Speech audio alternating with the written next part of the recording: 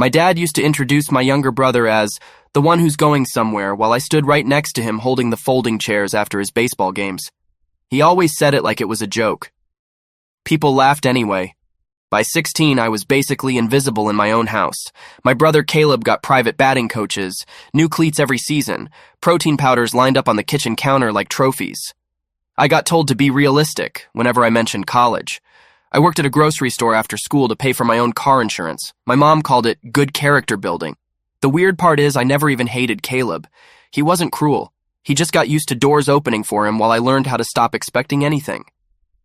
Then my dad lost his job at the warehouse during my senior year. Everything changed fast.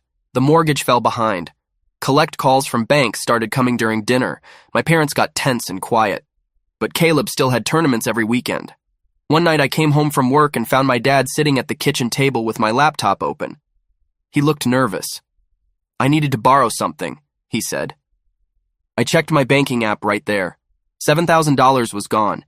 Every cent I'd saved since I was 14. I couldn't even process it at first. I just stared at him while my mom kept washing the same plate over and over without looking at me. "It's temporary," my dad said. "Your brother has scouts coming next month. This could change everything for all of us." For all of us. That phrase sat in my head for weeks while I picked up extra shifts and pretended I wasn't panicking about community college tuition. Caleb found out accidentally. He came into my room one night holding one of the bank statements.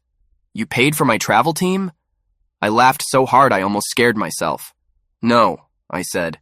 "I paid for Dad believing in you." He didn't say anything after that. 2 months later, Caleb tore something in his shoulder during a tournament.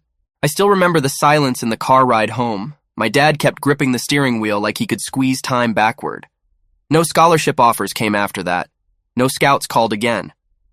A year later, I moved into a tiny apartment near campus and worked nights fixing HVAC units. I barely heard from my parents unless they needed help paying bills. Then one afternoon, Caleb showed up at my apartment carrying a check. $7,000. "I've been working construction," he said. Took me a while. I stared at him for a second before taking it. "You don't owe me this," I said. He looked around my apartment quietly.